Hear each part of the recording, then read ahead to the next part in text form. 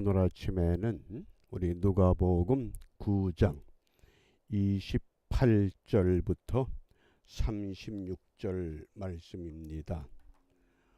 우리가 변화산 사건이라고 하는 마태복음, 또 마가복음, 누가복음, 공관복음에서 동일한 내용을 우리에게 말씀합니다. 오늘 묵상의 주제가 이 별세하실 것, 별세하실 것.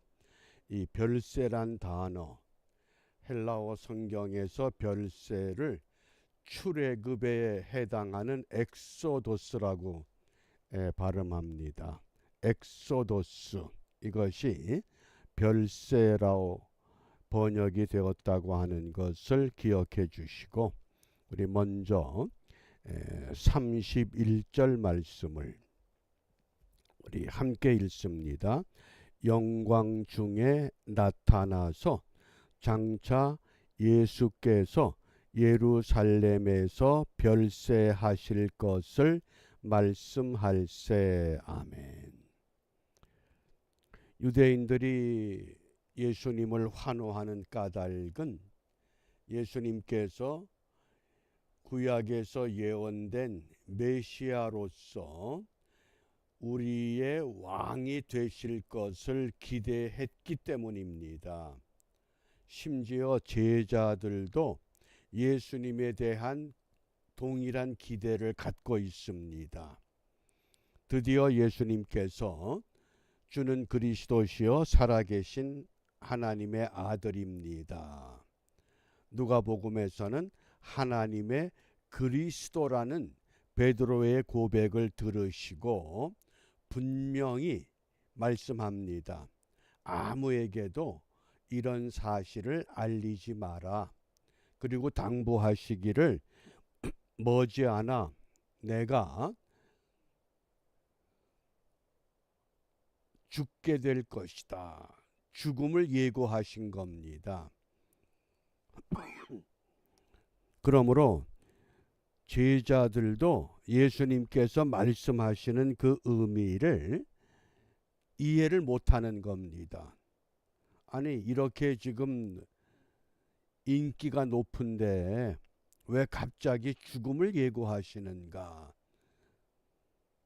그래서 오늘 이 말씀 중에 별세하실 것을 말씀할세, 이 별세라고 하는 것, 물론 한문자에서 번역이 됐습니다. 나눌 별자, 세상을 나눈다, 또는 다를 별자, 다른 세상이다, 또는 떠날 별, 그래서 세상을 떠나게 된다, 그런 의미로 사용이 됐습니다. 우리가 흔히 우리보다 연세가 많은 사람들이 세상을 떠났을 때 별세하셨다, 그런 의미입니다. 그런데 이것이 헬라어 성경에서는 별세를 엑소도스라고 합니다. 엑소도스가 뭡니까? 구약에서는 출애굽을 의미했습니다. 애굽이라고 하는 세상에서 하나님이 약속하신 땅으로 이동해 가는 것, 그게 엑소도스입니다. 그러므로 우리 예수님께서 십자가에 못 박혀 죽으신다고 하는 것은 바로 이 땅에서 영원한 하나님의 보좌로 옮겨가는 엑소도스가 된다고 하는 것을 암시하고 있습니다.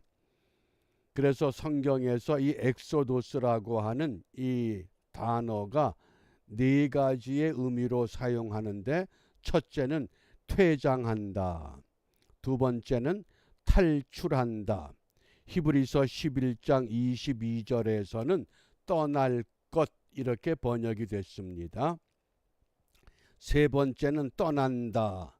그래서 오늘 본문 누가복음 9장 31절에서는 별세로 번역을 했고, 베드로후서 1장 15절에서는 떠난 후, 이렇게 번역을 합니다.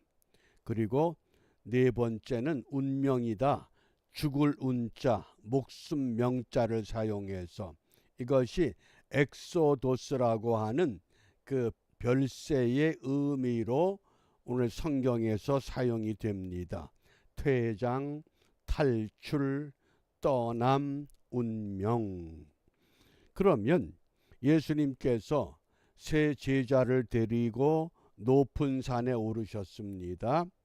그리고 그 산에서 예수님께서 놀라운 모습으로 변화가 되셨습니다.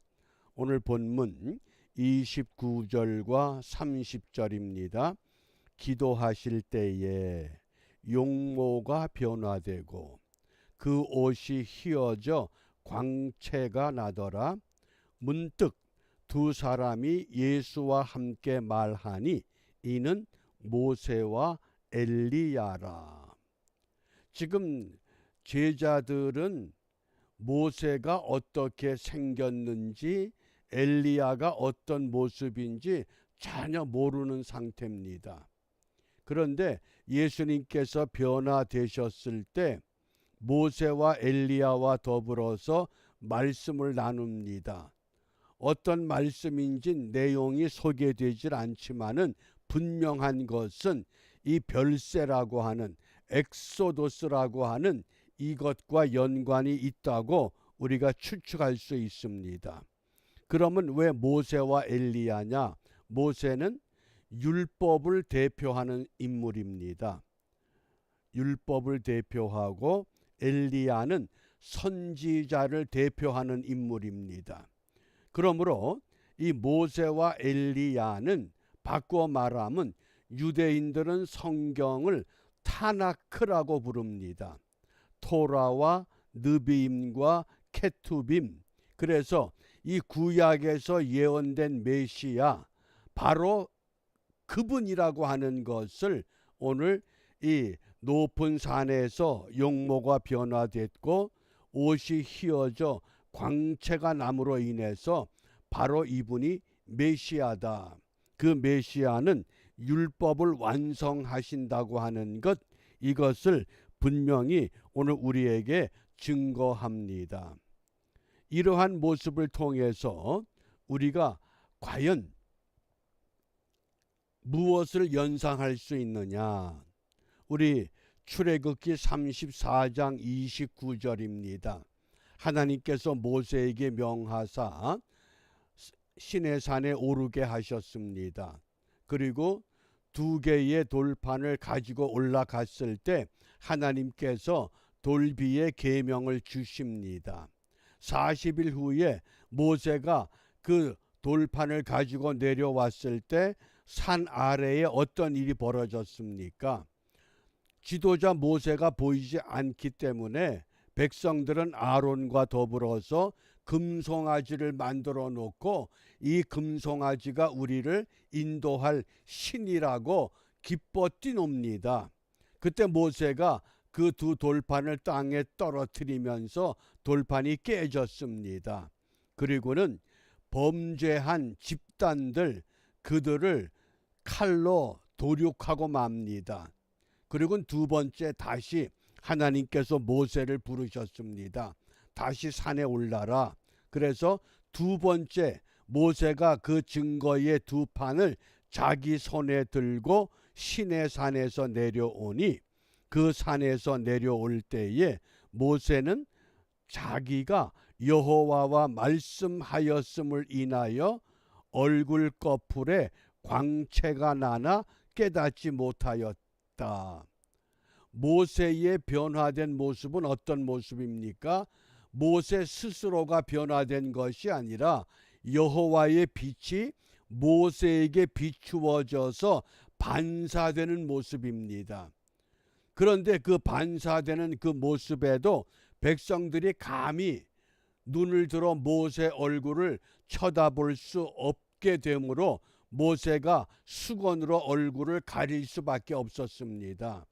반면에 예수님께서 이 변화된 모습은 반사된 모습이 아니라 예수님의 본질의 모습, 본질적인 빛이 나타나기 시작한 겁니다.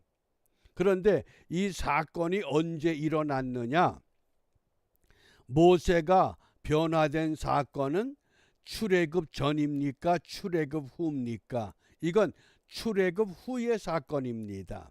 예수님께서 변화된 사건은 십자가를 지시기 전입니까? 십자가를 지신 후입니까? 분명히 예수님은 아직 십자가를 지시지 않았습니다.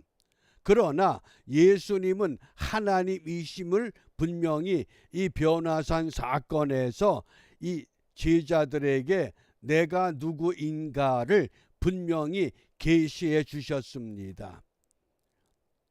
모세는 반사적인 빛에 의해서 그 얼굴에 광채가 났지만은 예수님은 하나님이시기 때문에 그 모습 자체가 죽임을 당하시기 전에 내가 어떤 모습인가를 밝혀주시면서, 그러자 이 제자들은 너무 감격스러워서 우리가 여기 있는 것이 좋겠습니다.